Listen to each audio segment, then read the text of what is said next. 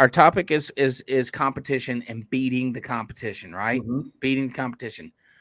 Identifying what your competition's not. My first step, like if I'm saying, what do I got to do to win? What do I got to do to win the race? Yep. I want to find out what they're not doing, and I want to do that. Great. Yeah. And so, like, if nobody's doing the cars and coffee, if Yeah. nobody's doing a boat show, I'm doing a boat show.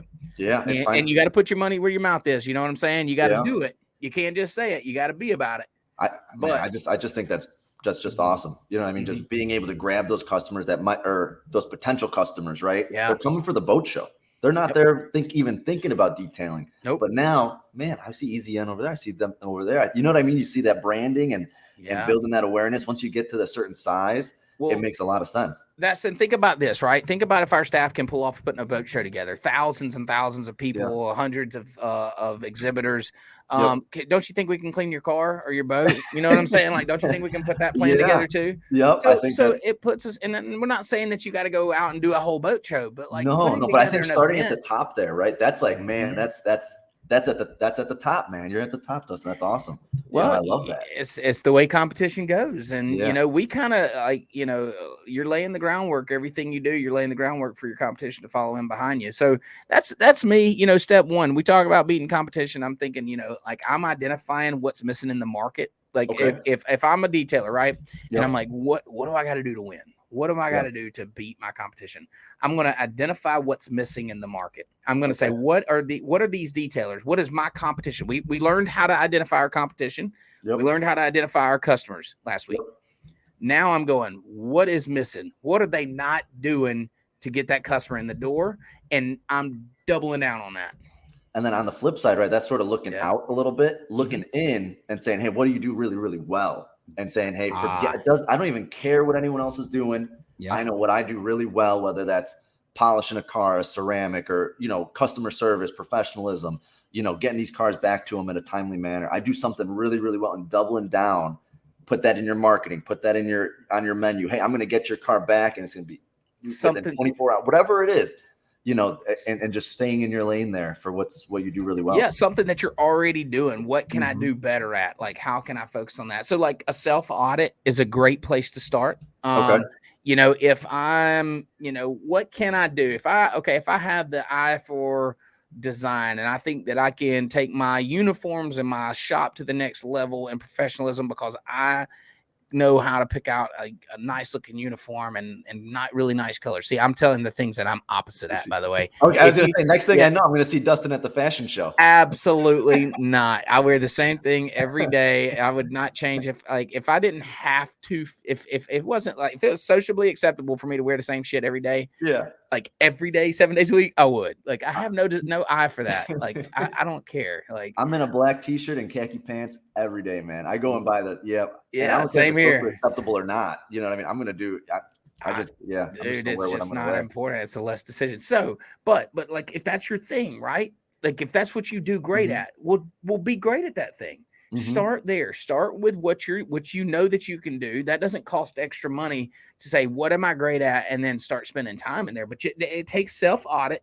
Like, you got to be willing to look at yourself and go, what am I not doing? And what can I do better?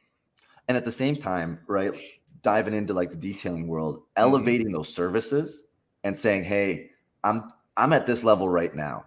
Right. I want to provide this level of service. I want to be the best in my area at this. It doesn't matter what it is, but you deciding to do that, and your competition isn't going to be, they're not focusing on that. Right. You know what I mean? Yep. So picking what that is and what service specifically you want to elevate. For us, you know what I mean? We were using a third party, you know, ceramic coating that we didn't, that the market wanted, right? Because the market was like, hey, do you guys do ceramic coatings? Do you guys do ceramic coatings? Like, yeah, absolutely. But then we're like, man, I don't really like the product we're using.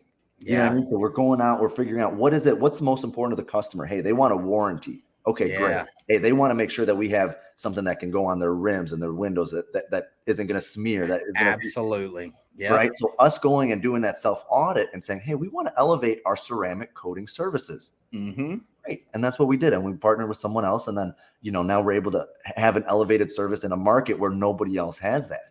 That's right. And that's beating your competition. That's identifying what you can do to change. You know, what we did is it was big in the marine industry. It was like the good old boys club, right? Like marine detailing was the guy toting around a buffer over his shoulder, walking down the boat dock, no schedule. Show up when I want to, make a couple $1,000. You may see me in a week or two, kind of thing. That was the type of detailing that was offered here, and especially in the marine world. Auto detailing was a little better, but there was still, it lacked professionalism. It lacked like treating it like a true business. And so I knew that I was good at business. I knew that I could do this thing very well. And so I said, you know what, we're gonna run this like a business. We're gonna treat this. We're gonna talk. You know, we're gonna engage with our customers on a business, on a professional level. We're not gonna say we're less, like we're just the detailer. We're gonna engage with them eye to eye on business level. Typically, you're dealing with business owners when you're talking about big detailing, right? Boat owners, and not just all boat, but your larger boats and stuff. Like you're dealing with a lot of business owners, and we wanted to deal with them eye to eye on a business level. So we needed to treat this thing as a business. And that's what we really hyper focused on, especially as I was just starting and learning to grow. I doubled down on the business side of things. I like that. Again, the professionalism and all those different aspects in business.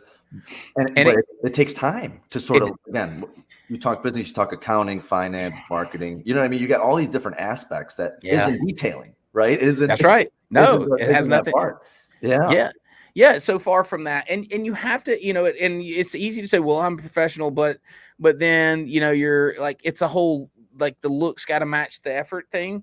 And so like cords and uniforms and the way that your mobile unit, is it organized and clean? Like it's all got to go together. You can't just say, well, I'm the professional detailer, but then I open your door and shit's falling out your truck, or, like your bottles are laying everywhere and towels are on the ground, the little things that take away from the professionalism. And I think that thing is something that's just, it takes a lot of time and effort to even, let's say you've been detailing for 5 years, doesn't matter where you are in your shop, but being able to say, man, I gotta put a little sweat equity into repainting these walls. I gotta make sure it looks professional in here, man. You're never done. It's never completely done. You're always working on this thing. Yeah. And again, people deciding that if they want to put in that time and effort, that's how you're going to beat that competition. Yeah. Boils down to a mindset.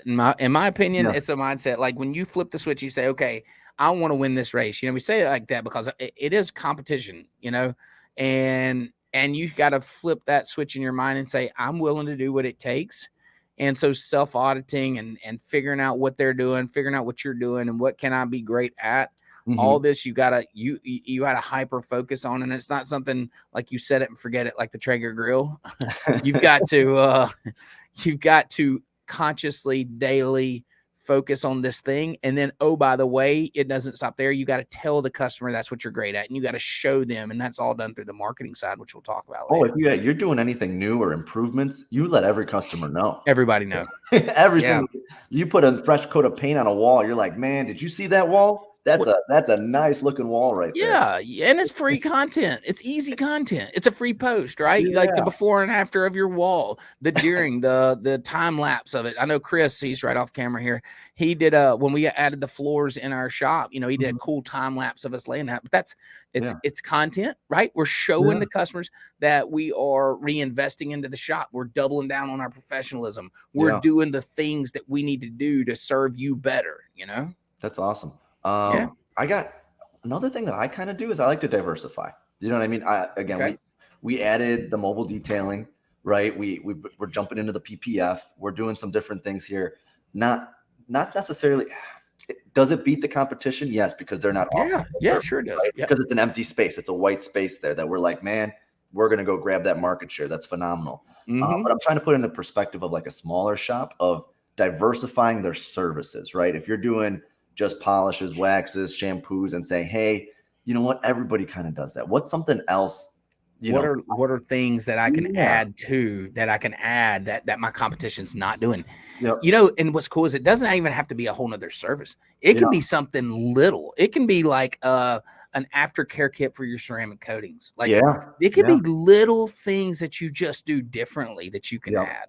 And I think that's great because, again, for our ceramic coating, we do a 6-month maintenance that's mandatory if they want the warranty, right? Yeah. So something like that, no one else in my area does. You know what I mean? And we can do that either mobile, in store. You know what I mean? And that's huge, being able to offer that mobile. Yeah, being able to do that. The first one I actually include in the price. So the first one's free. We're going to see them in 6 months no matter what. They're going to love that service so much, but we're going to see them another 7 times after that. You know what I mean? And that's how you build that recurring customer base. Because that's a partnership there with that ceramic coating. But we don't want to just dive into ceramic coatings. What else are we diversifying? Well, I mean, I think so. Something else, like you think about beating your competition and offering service. What's another cool service is a pickup drop off. Like if you can offer them, we do this different. This is another thing that separates us, right? On boats, we stopped offering mobile detailing. Okay, but we will absolutely come pick your boat up and bring it to our shop. Do the boat and then deliver it back. So we're painless, right? We're frictionless. We want to make this thing as easy as possible. We want you to not feel the pain of getting a detail.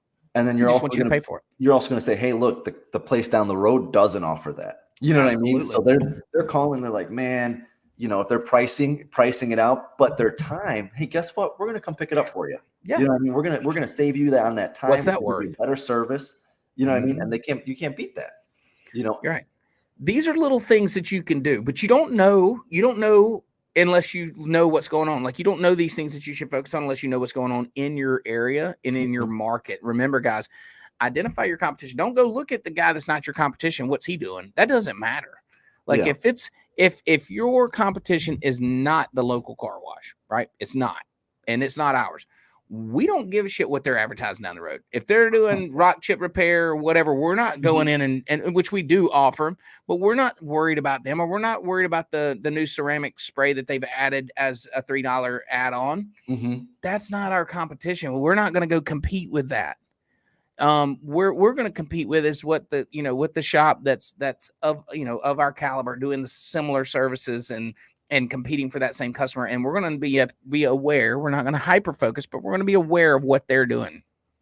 Now we're a hand wash. So, we're watching, man, we got to watch everybody under the sun. You do have to watch everybody. Yeah. Literally. But the funny thing is like also being able to see like, hey, what is it that a machine wash can't do? Hey, if you're in a shop detailing and you've got a lot of mobile detailers in the area, hey, what is it that the mobile detailers can't do that you can do? Hey, guess what? Yes. I can store, bring it, drop it off. I can keep it an extra day. You know what I mean? It's different things. Maybe they're on vacation. I can pick it up, bring it to the shop, store it inside, temperature controlled, environment. Figuring out what those weak points are of your competition is going to make a big difference in figuring out what services to add, what services to modify, elevate. I think that's a good sort of way to look at it. Yeah, and think about this, right? So we're sitting here saying, keep an eye on your competition. So we have to assume they're doing the same thing to us. And I mentioned this a little bit earlier in the show, but I want to talk about it for a minute. Is if you're watching them, they're watching you. So you are inevitably laying the groundwork for them to beat you, right? You are literally giving them the roadmap and saying, this is how a great business is ran. Follow me along. So you cannot stop. You cannot get complacent. Eric Boston says, polar opposite here. I have to come up with new ideas. Competition here is small. They follow my shop's trends. Right. That's awesome. That's what I'm talking about. So you're teaching other businesses how to be great all along the way. So you always have to be improving. You're doing the hard part, Eric. You're doing the hardest part, that creative part. Trying to think of something new out of nothing. That's the hardest part. Look, we got a cheat code. You know what we do? What? We look at things like we look at big companies, big corporations like Ford, Chevrolet. I love to watch Doritos, the company Doritos. Watch their marketing. Watch what they do. They've got millions and millions of dollar budget for marketing. They're like, let them figure it out and then just go copy them. Go do things like what they do, because I promise you, they got people there paid to think it through. Yeah. And they're teaching us. So use their brain power, use their little brain trust that they got there. They're on salary over there. Right. Yeah. No, you don't have to pay for that, dude. Just watch. But so seriously, you're like you said, like Eric said, you're always laying the groundwork. So you have to stay one step ahead. So this is not a thing that you fix and don't touch it again. It's evolving every day. It changes daily. But the other thing, Eric, remember, if you're in first and they're in second, imitation is the best form of flattery. Man. You know what I mean? That I'm honored when I roll in a new, ceramic spray wax that we put at the end, right? Oh, guess what? 3 months later, someone else is going to do it. But we've already gone through all those headaches, right? And we're going to be providing a better service. And then guess what? They're focusing on that and getting that ironed out. I'm already onto the next thing. I already know I offer it, right? Let them play catch up. It's a good thing. It's not a bad thing. Right. Implementation takes time. Okay. So just because you flip the button, you say, I offer this new thing as a company, like it takes you time to get great at it. So that time that it's taking them to get great at is the time that you're spending figuring out the next thing to be great at. So you're always evolving. You're always kind of stepping up in it.